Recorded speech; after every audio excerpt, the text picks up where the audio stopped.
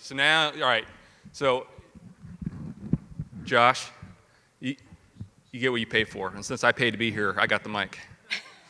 All right. So it is a great panel discussion, and my apologies what's going to happen next to the panelists. I have a couple things I want to say. So as I said at the outset, this is probably my last appearance, certainly before a commodity organization, as my time as chief.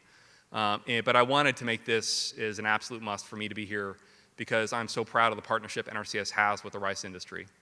And I wanted to be here personally to thank you all for your commitment to be partners with us, to invest in conservation, and to really be national leaders, not just regional or local leaders, national leaders in production agriculture.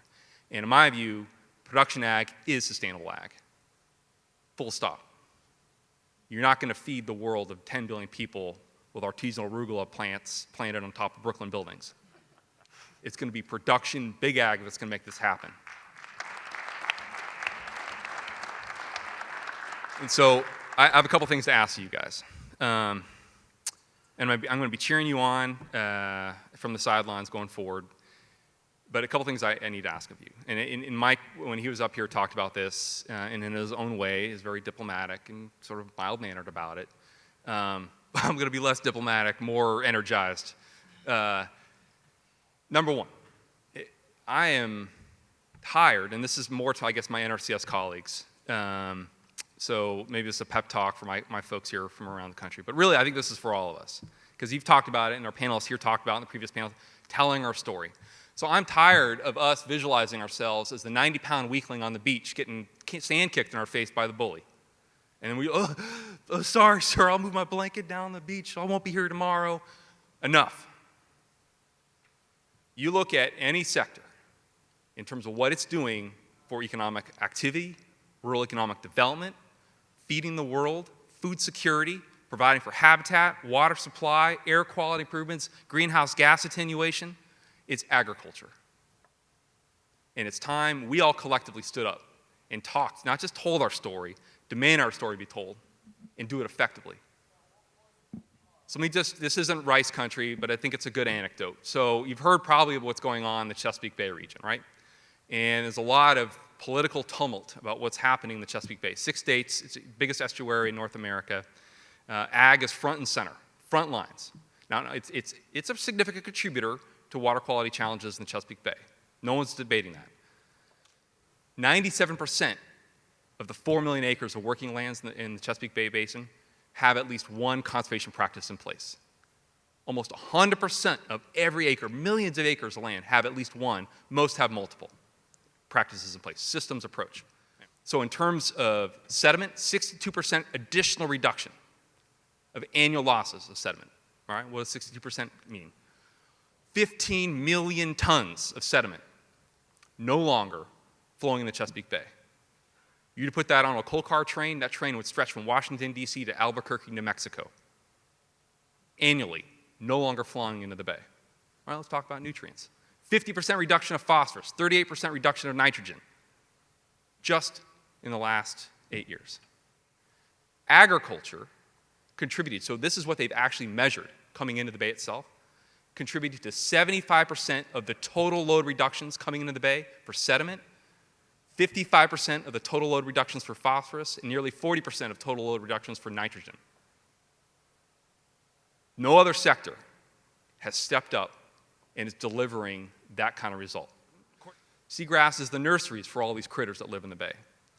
We've had, just in the last 4 years, a 50% surge in the expanse of seagrasses in the Chesapeake Bay because of improved water quality.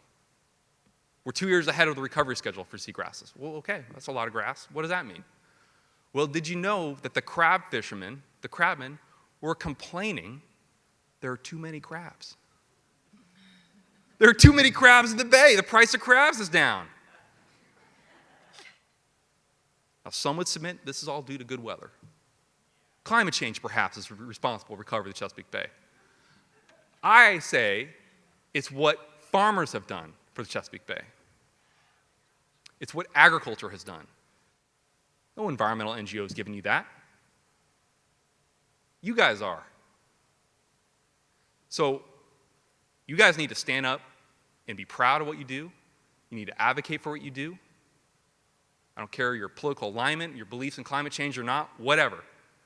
You need to defend your interests, but do so in a way that advocates for what you do, but also connects with people who aren't familiar with production agriculture. And that's in part what the sustainability effort is all about. So number two, the thing I'm going to ask you guys is we need you guys to be involved in the next Farm Bill. So I don't care what you think of our programs or not. I view them as America's conservation programs. They're not NRCS or whatever acronym.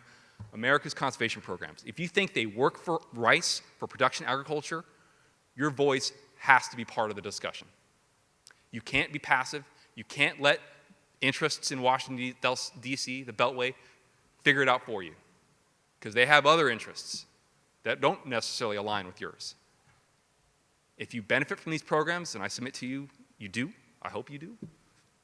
I hope you take advantage of them, avail yourselves of these opportunities, have a chance to converse with our colleagues here in the room and our field staff in the states and our soil water district partners. They're there for you. In this country, this election, it's been a lot of rancor about what government does and doesn't do. And a lot of people are dislocated from the government. I submit to you, conservation is the best about government. That's right. Amen. Because why? Because we're here to empower you. We're here to help you. We're here only but for your invitation. You don't want us on your farm, we're out of here. Respect your privacy. But it's also, in my view, one of the most American of enterprises. It's small d democratic. It's local. It's about neighbors helping each other. It's about leveraging our expertise and relationships. And at the end of the day, helping families stay on their land. Good old-fashioned barn raising. So I'm really proud of the partnership NRCS has with USA Rice as an organization, but more specifically with the growers here in this room, not just rice growers, producers of every size, shape, and background across this country. We are here to serve you, but in return, we need for you guys to advocate, not for NRCS, but for the private lands approach, the voluntary approach, because there's a lot of critics who say it doesn't work. And we have to hold up examples how it is the proven way. So you have much to be proud of. I congratulate you, but we also have a lot left to do. And that's where we all have to collectively get after it. So thank you for inviting me to here today. I apologize to my panelists for holding them up here extra long, but I flew a long ways here just to say thank you very much. It's been a real joy and pleasure to work with you, and I really commend the rice industry for your leadership, and by the way, for your partnership through our programs, and in standing up for, I think, what was right for farmers, for families, and for rural communities, but also what's right for American conservation. Thank you, everyone.